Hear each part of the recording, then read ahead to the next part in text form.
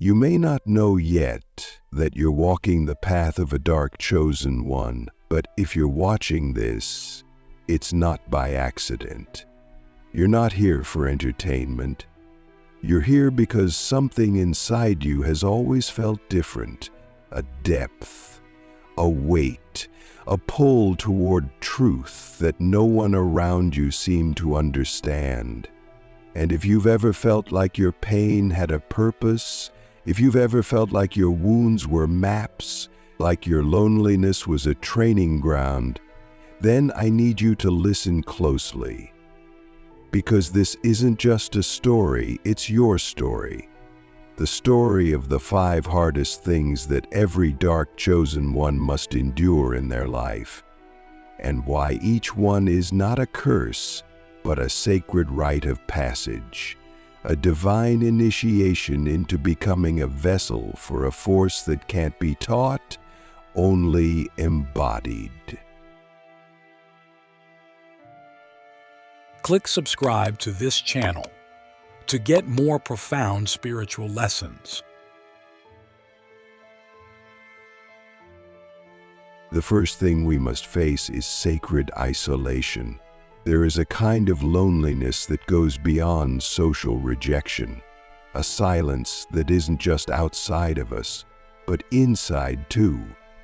It's not the absence of people, it's the absence of resonance. You can be surrounded by noise, yet feel completely invisible. And that's the first test. Because the dark chosen one is not pulled away from the world for punishment, but for preparation. When we are isolated, we are being stripped of false identities, the roles we played to be accepted, the masks we wore to be loved, the performances we mastered just to feel safe. All of it begins to crumble, and we are left not with answers, but with ourselves, raw, unfiltered, uncomfortable. And this is where the real work begins. Can you sit in the void of your own becoming? Can you hold yourself when there's no applause, no feedback, no validation? Can you face the silence within and not flinch? Most people run from that space, but we are called into it, because there is something in that silence that no teacher can give you, no book can explain. It's where the divine begins to speak, not in words, but in frequency. And if you stay long enough, you start to hear it. You start to feel the texture of truth that doesn't come from thought, but from knowing. And that knowing becomes the foundation of everything. It's not built on logic, it's not built on belief, it's built on resonance. And that resonance becomes your compass when the rest of the world tries to pull you off track. But after isolation comes the second hardest thing, identity death. This is when the personality you built to survive starts to dissolve. The dreams you once chased lose their meaning. The goals you thought were yours begin to feel foreign, and the people who once felt like home, suddenly they feel like strangers. This is not depression. This is dismantling. Your soul is dismantling everything that was built from fear, from ego, from programming, and it's terrifying because you start to wonder, if I'm not who I thought I was, then who am I? And that question is not answered with a quote or a mantra. It's answered through rebirth, through letting go of everything that isn't true, even if it costs you everything you once thought mattered. And here's the part no one tells you. You will grieve. You will grieve the version of yourself that you outgrow. You will grieve the relationships that can't come with you. You will grieve the comfort that only illusion could provide. But in that grief, something holy awakens. The version of you that was sent, not shaped. The you that existed before the world told you who to be. And that version, that's the real you. That's the one the divine chose. Not the polished, curated version, but the one who remembers why they came. And once that remembrance begins, you can never go back. You become unavailable for anything less than truth. And that truth begins to cost you everything that isn't aligned. Which brings us to the third hardest thing, energetic betrayal. When you begin to embody your truth, the world around you starts to shift, and not everyone will celebrate your evolution. Some will resist it, some will resent it, and some will betray it. Often it's not your enemies who betray you, it's the ones you loved the most. The ones who said they'd never leave. The ones who looked you in the eyes and said, "I see you." But when your light begins to reveal their shadows, they run. Not because you did something wrong, but because your presence became a mirror they weren't ready to look into. And this is one of the most painful parts of the path. Because as dark chosen ones, we love deeply. We bond fiercely. We don't take connection lightly. So when it breaks, it cuts deep. But every betrayal is a recalibration. Every time someone leaves after meeting your truth, it's because your frequency no longer matches their illusion. And that's not your fault, it's your power. Because you weren't sent here to maintain comfort, you were sent here to disrupt distortion. And sometimes that disruption looks like doors closing, people walking away, support disappearing. But in truth, nothing real can be taken from you, only what was never real to begin with. And the more you release what isn't true, the more space you make for what is. But before that arrival, there's a void, a space where everything is gone, but nothing new has arrived yet. And that's where the fourth hardest thing emerges: spiritual disorientation. This is the part of the journey where nothing makes sense anymore. The teachings that once inspired you feel hollow. The path that once lit you up feels dark. You question everything, your intuition, your purpose, even your sanity. And this is not because you're lost. It's because you've outgrown the old map. The terrain you're walking now has no guidebook. Because you are pioneering a new frequency, one that hasn't been walked before in your lineage, one that hasn't been normalized in your culture. You are becoming the first version of something your ancestors prayed for but couldn't embody. And that level of transformation, it's disorienting, but it's also sacred, because it's in that disorientation that we stop looking outside for direction and start listening within. And when we do, we start to feel the faint pulse of something deeper, a signal, a frequency, a whisper that says, keep going. And if you keep going, you arrive at the fifth and final hardest thing every dark chosen one must face: radical embodiment. This is not just about awakening, it's about becoming, living your truth in every breath, every choice, every interaction. It's not enough to know who you are, you must walk as who you are, even when it's inconvenient, even when it's misunderstood, even when it costs you comfort, connection, or control. And this is the ultimate test, because the world will constantly try to pull you back into performance, into approval seeking, into dilution. But you must stay rooted. You must become a tree that does not bend in the storm, not because it's rigid, but because its roots run deep. And those roots, they were formed in your isolation, in your identity death, in your betrayals, your disorientation.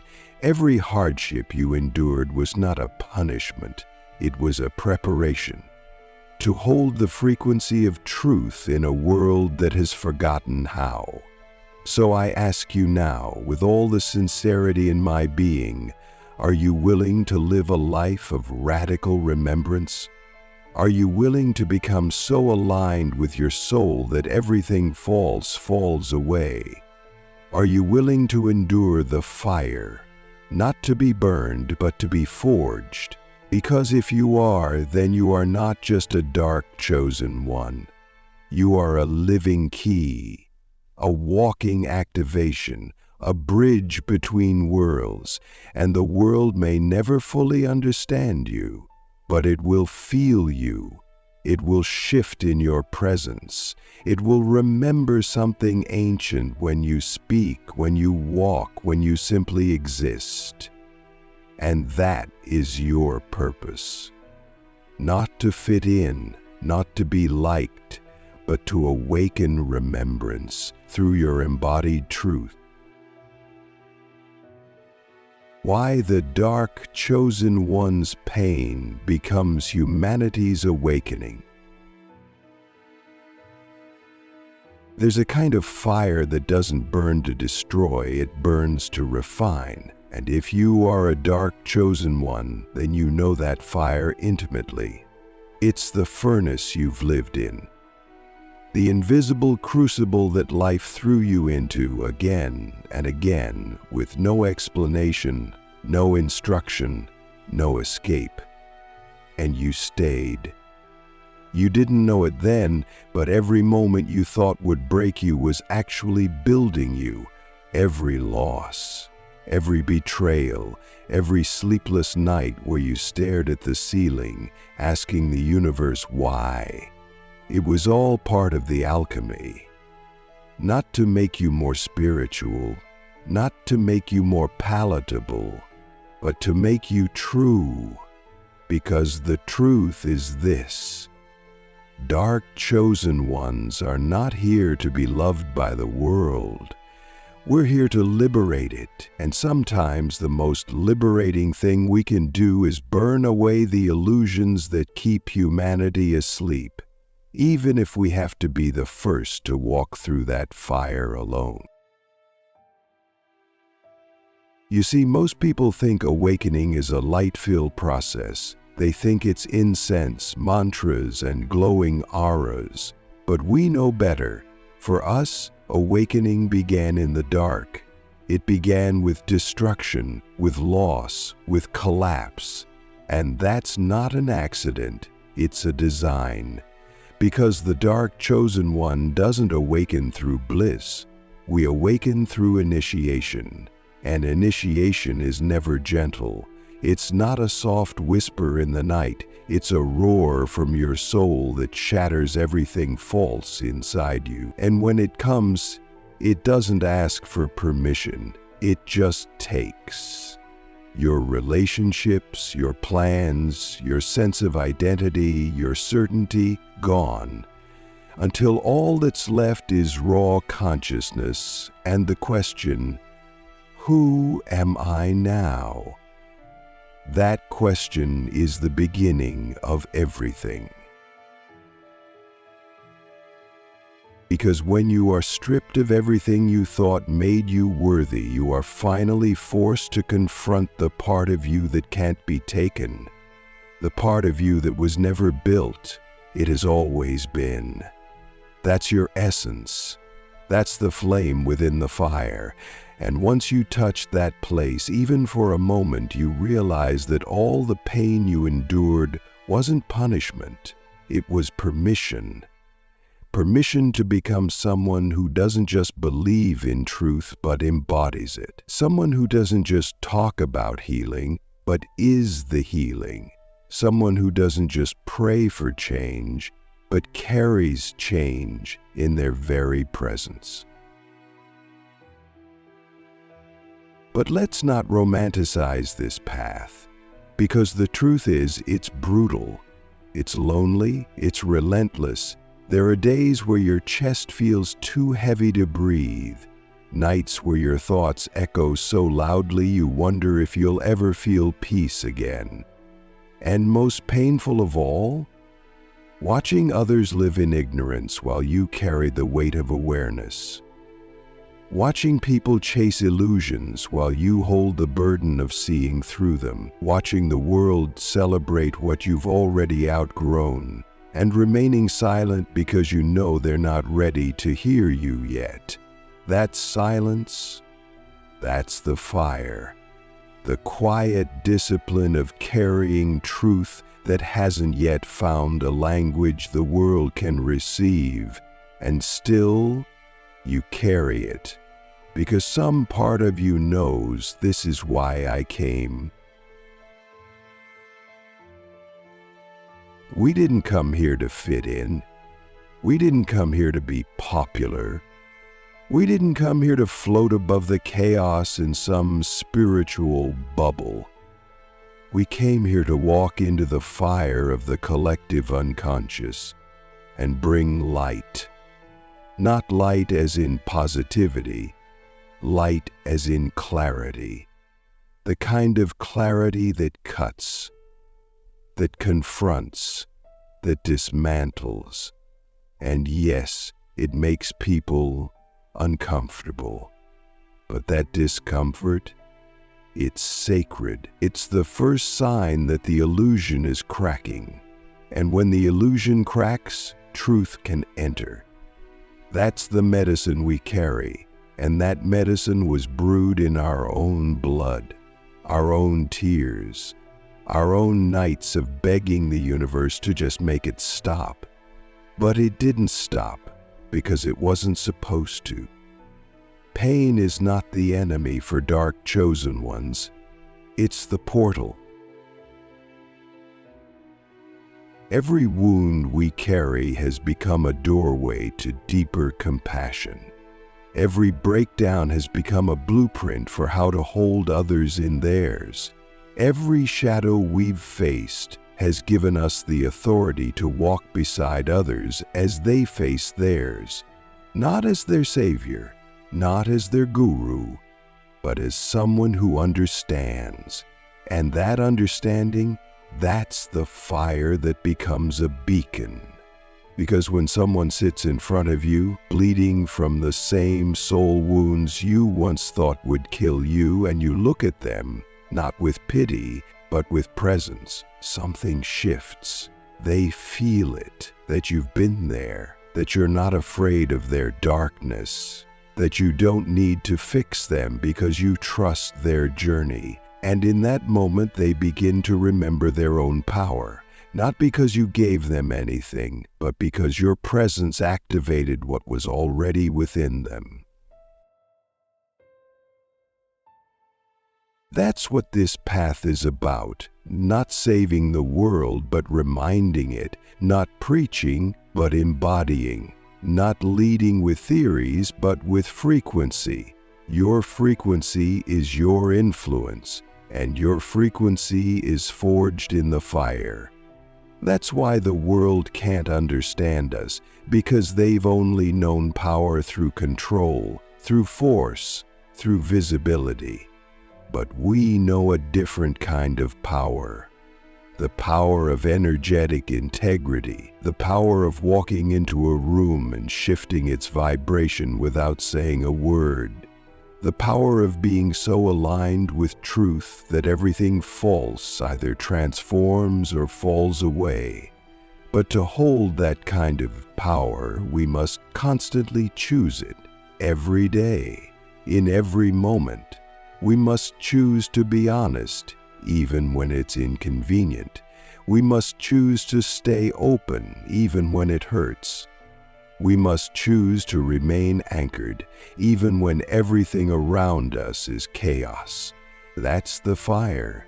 And that's the choice, over and over, not once, every day. And the more we choose it, the more powerful we become. Not in the way the world defines power, but in the way the soul recognizes it. Steady, rooted, unshakable. And eventually something beautiful starts to happen. The pain that once felt meaningless begins to make sense. The patterns you couldn't escape start to break. The people who couldn't see you begin to feel you, without you needing to explain, without you needing to perform. Just your existence becomes a transmission, a silent reminder that it's safe to feel, safe to heal, safe to remember.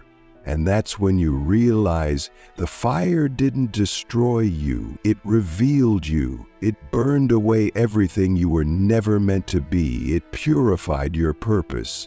It sculpted your soul into a vessel that could carry something sacred. And now you carry it.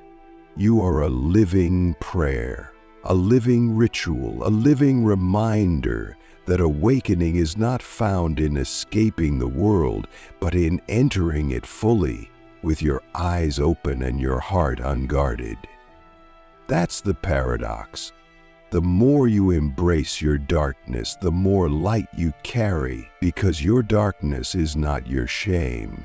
It's your initiation. It's what makes you trustworthy, relatable, real.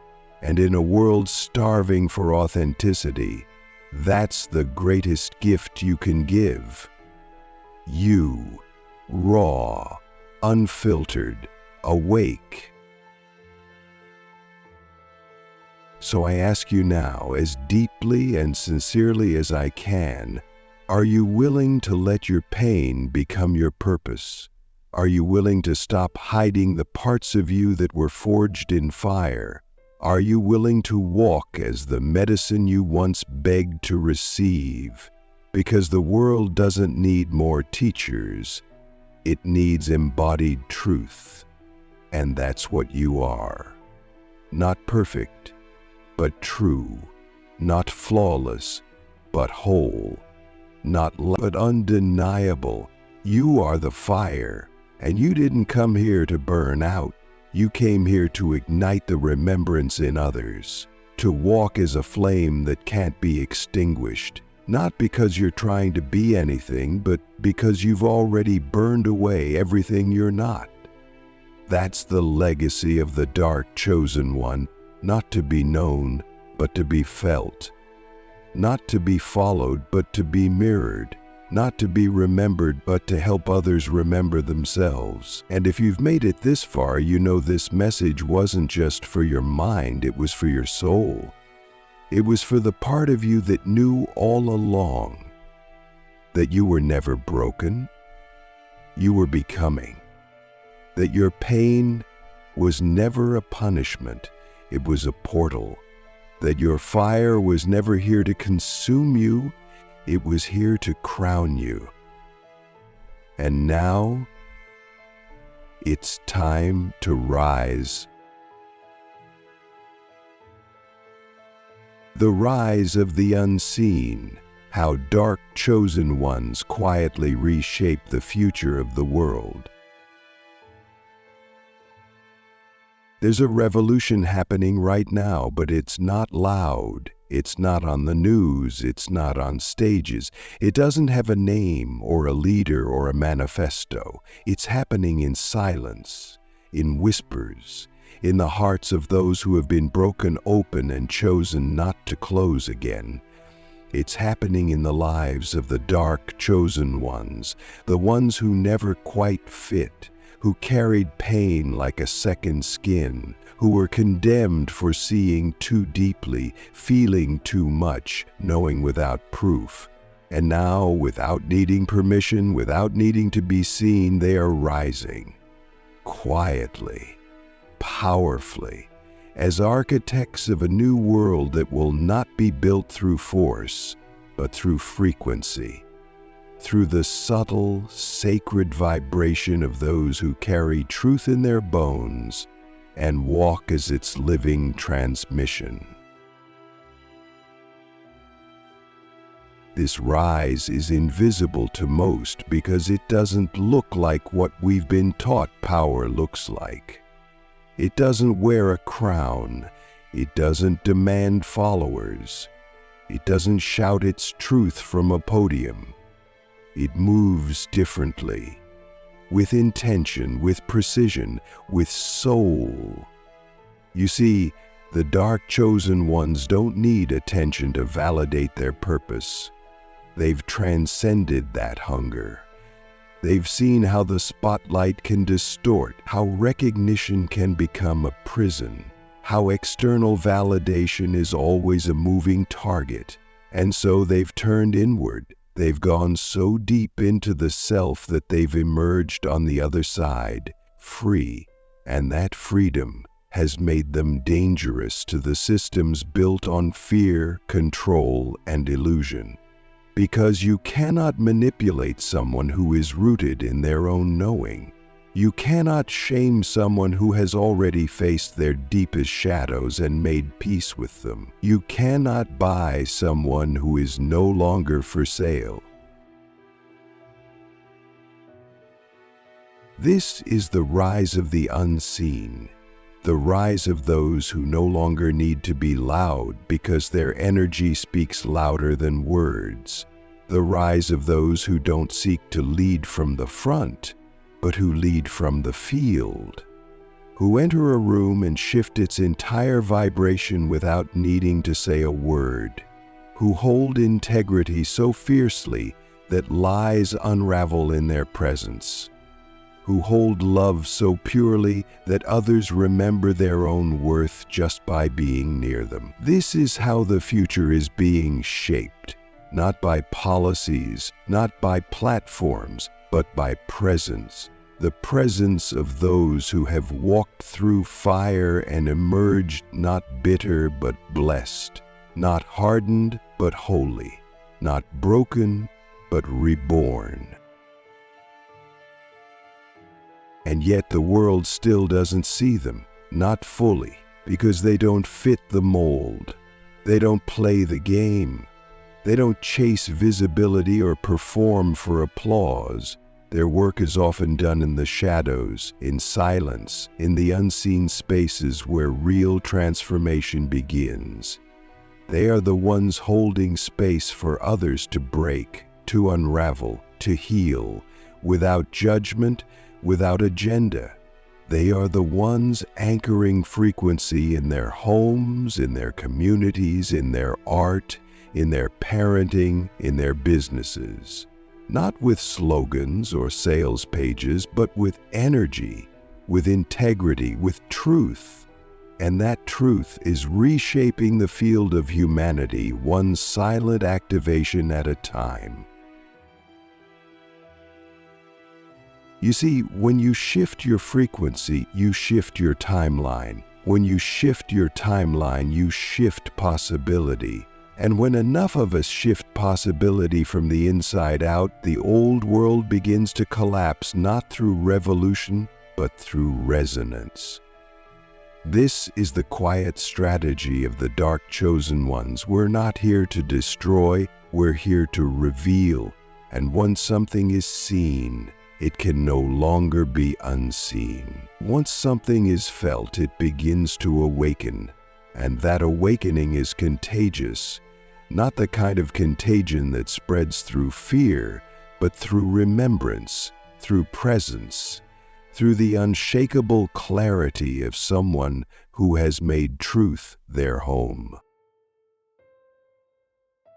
But this rise is not without responsibility, because the more we awaken, the more we are called to embody, not once, not occasionally, but always, in every breath, every interaction, every choice, we are called to walk our frequency, even when it's inconvenient, even when it costs us comfort or connection or control. We are called to hold the line, not from rigidity, but from reverence. Reverence for the truth we carry, reverence for the lives we touch, reverence for the sacredness of being a vessel for something much larger than ourselves. And that reverence becomes our compass. It guides us when doubt creeps in, when the old world tries to seduce us back into safety, when the ego whispers maybe it's easier to play small. We remember, we didn't come here to be safe. We came here to be sovereign, to be real, to be aligned. And that alignment, it's our greatest contribution. It's what makes us immune to manipulation. It's what allows us to be still in storms, to be calm in chaos, to be love in a world drunk on fear. And from that alignment, our very life becomes a transmission, a signal that says, it's possible. You don't have to betray yourself to belong. You don't have to sacrifice your soul to succeed.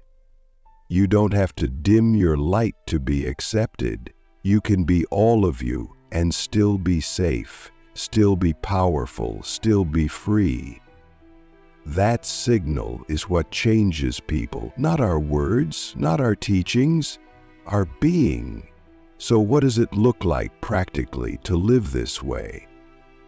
It looks like saying no when everything in your nervous system wants to people please.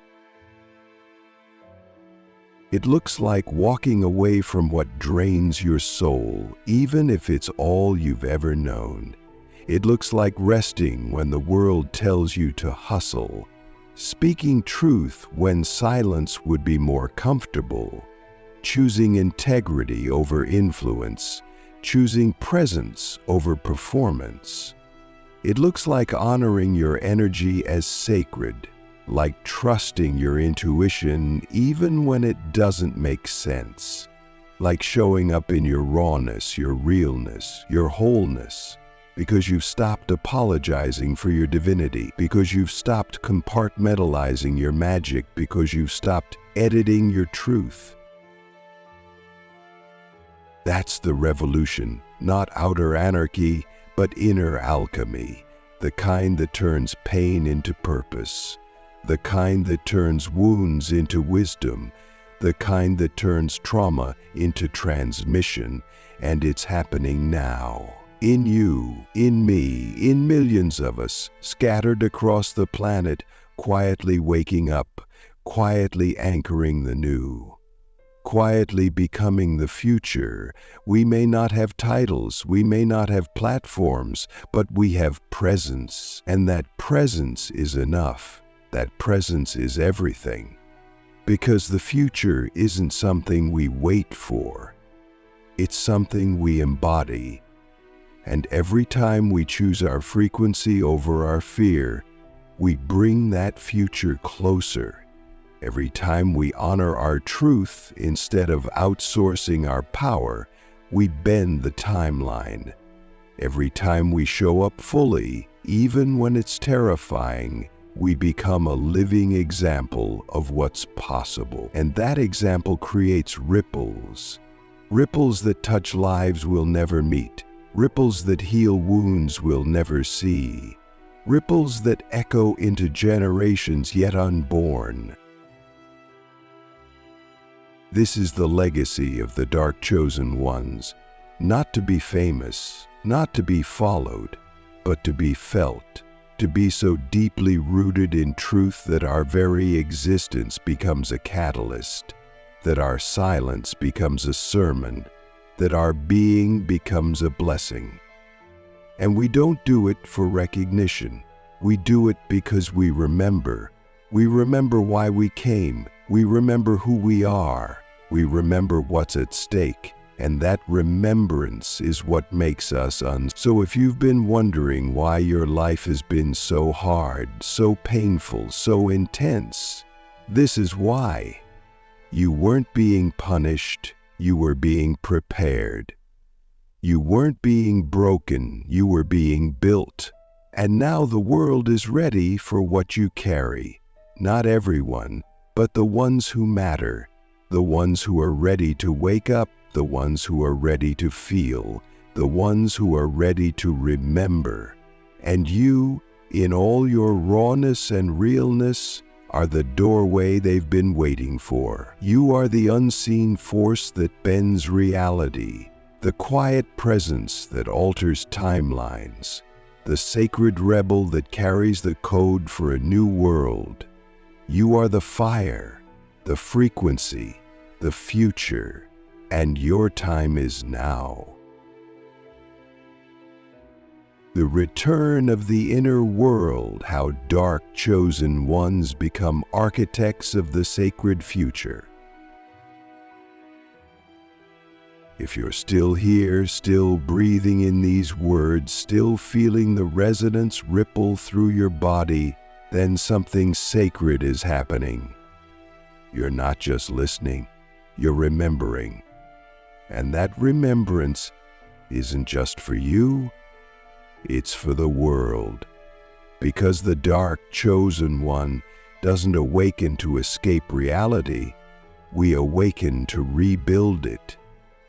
But not from the old blueprints, not from what's been done before. We rebuild from the inner world, from the unseen, unshaken, unspoken realm of frequency, presence, and embodiment. Because in truth, all of reality is shaped from the inside out. And we, the unseen architects, are here to realign the very grid that humanity has forgotten how to feel. The old world is dying, you can feel it. The systems no longer make sense. The values no longer resonate. The rewards feel empty. The metrics of success feel hollow. People are waking up from a long sleep and they're disoriented, anxious, hungry. Not for more information, but for resonance, for truth, for a reminder that they are more than what they've been told. And that's where we come in. Not with answers, but with alignment. Not with solutions, but with presence.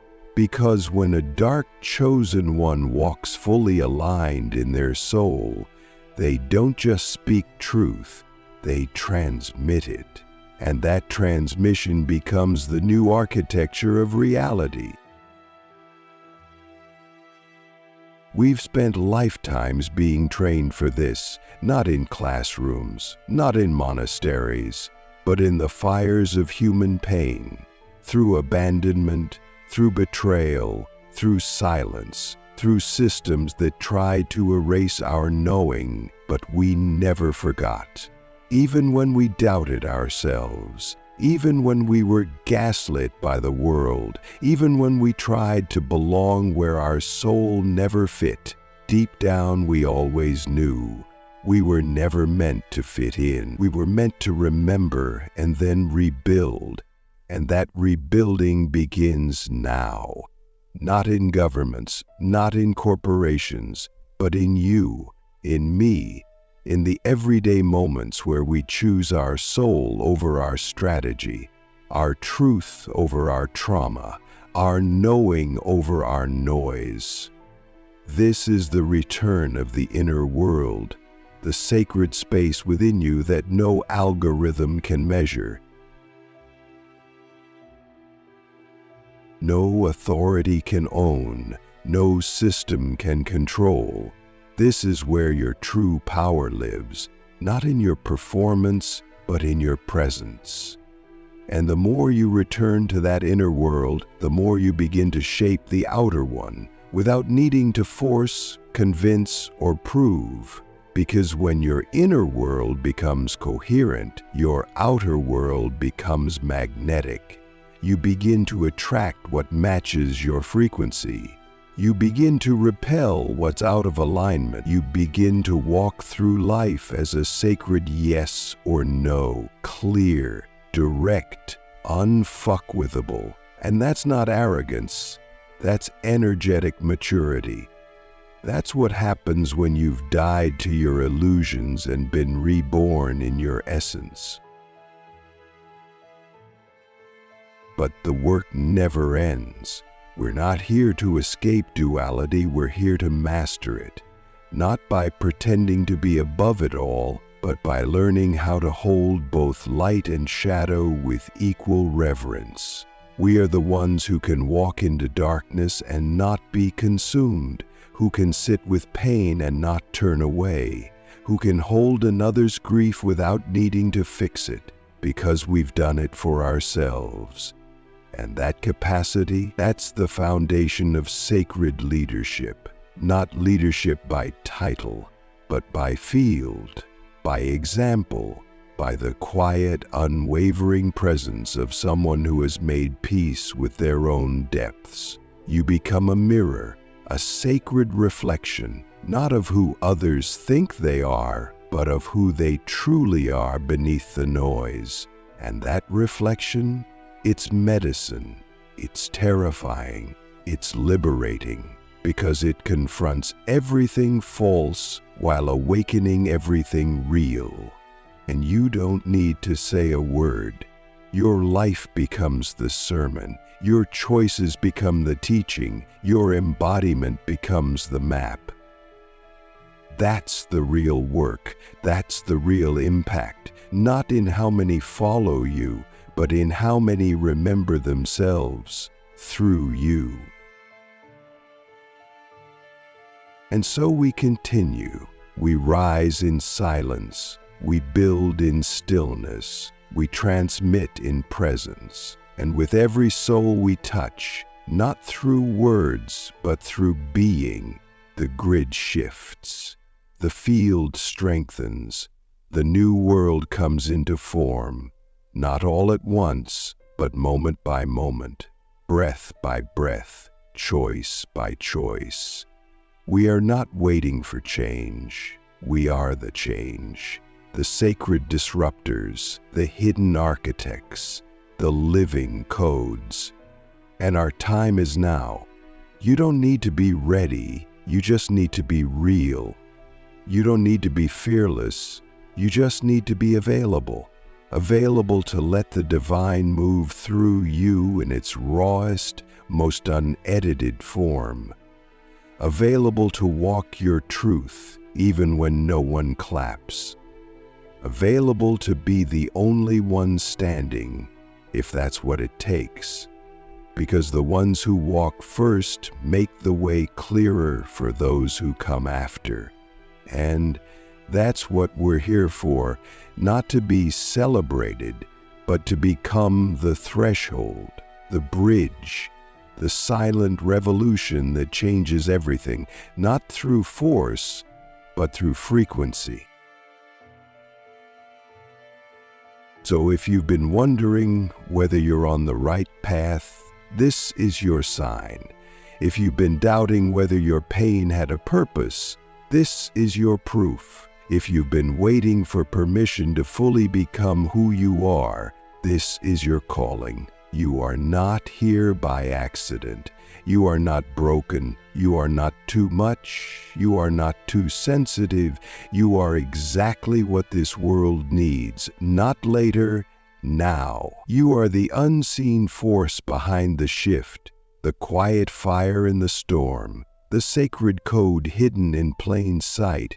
You are the evidence that the divine never gave up on humanity, and your life, lived in full truth, is the most radical act of revolution this world will ever know. Keep walking. We are with you.